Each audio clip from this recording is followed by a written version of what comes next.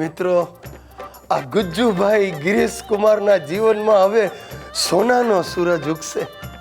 મારો હિતિયો બદલાઈ ગયો છે, ભણવા માંડ્યો છે. મને કહે છે, પપ્પા હું ભણી ગણીને તમારી સેવા ચાકરી કરીશ. તમે નહીં માનો, મારું ગળું દબાવવાને બદલે હવે રોજ મારા પગ દબાવે છે.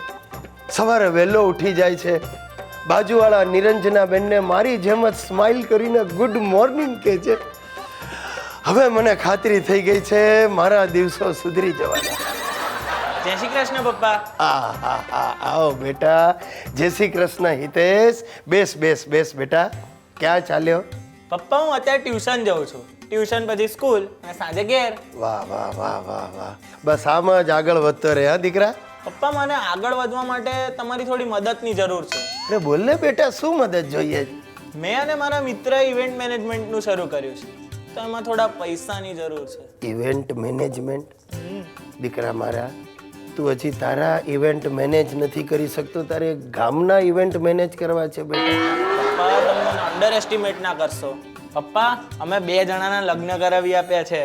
લગ્ન? હા. કોના? મારા સર અને મારા લેડી ટીચરના. એમનું ઘણા વખતથી મેનેજ નહોતું થતું, તે અમે મેનેજ કરાવી આપ્યું. હે? હા, અને એ લગ્નમાંથી અમને 8,000નો પ્રોફિટ થવાનો છે.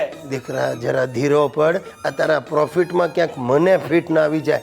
જો તારી આ ઉંમર નથી બિઝનેસ કરવાની, હમણાં ભણવામાં ધ્યાન આપ. પપ્પા, ધીરુભાઈ અંબાણીએ પણ મારી ઉંમરેથી જ ધંધો શરૂ કરેલો. બેટા તું તારી જાતને ધીરુભાઈ અંબાણી સાથે સરખાવે? હલો, આ ભાઈ બોલું. આ ગિરીશ કુમાર? હા હા. શું વાત કરો?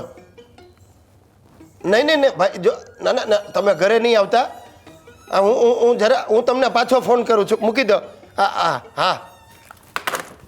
એટલે હિતિયા હરામખોર, આ તે જે ઇવેન્ટ મેનેજમેન્ટ કર્યું એમાં ખુરશીના 12,000 રૂપિયાનું ભાડું બાકી રાખ્યું ને તેને એમ કહી દીધું મારા બાપા ચૂકવશે. અરે પપ્પા, મેં ખુરશીવાળા જોડેથી 12,000 ઓછા કરાવેલા, પણ એ ના માન્યો. મેં કહી દીધું લઈ લેજે મારા બાપા પાસેથી. જા. હરામખોર, તું આમાં મારું દેવાળું કઢાવીશ. પપ્પા મને ખબર છે તમને મારાથી ઈર્ષા થાય છે. એક દિવસ જોજો, હું જ તમને મારા ત્યાં નોકરીએ રાખીશ. ભગવાન, ખરી વાત હતી. મને અંદરથી થતું તું મારા દિવસો ફરવાના. તે આ સાહેબ, તમે બધા આ ગુજ્જુભાઈ ગિરીશ કુમારને ફેમસ બનાવી દીધો, પણ એમાં મારે ઉપાધિ થઈ ગઈ છે. હવે મારી બૈરી સુશીલા મારી વાંહે પડી ગઈ છે. મને કે હવે આપણે ગાડી લેવી છે. મેં કહ્યું ભાઈ આપણે ગાડીનું શું કામ? મને કે ના, સોસાયટીમાં બધા પાસે મારે વટ પાડવો છે.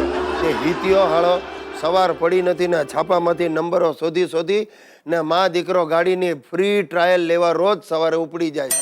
એક જ ગાડીવાળાએ તો 500 ગ્રામ ચણા ને 500 ગ્રામ ગોળ પણ મફતમાં આપ્યો. અને 2 દિવસ પહેલા તો ગાડીની ટ્રાયલ લેવા માટે જે સવારથી નીકળ્યા બપોર સુધી પાછા ના આવ્યા. મને ચિંતા થઈ કે આ ગયા ક્યાં. મને કે વાંધો નહીં, અમે તો મફતમાં ટ્રાયલ લેવાને બાને બધા કામ પતાવ્યા. દાણાવાળાને ત્યાં ગયા, ત્યાંથી લોન્ડ્રીમાં ગયા, છેવટે દર્શન કરીને પાછા આવ્યા.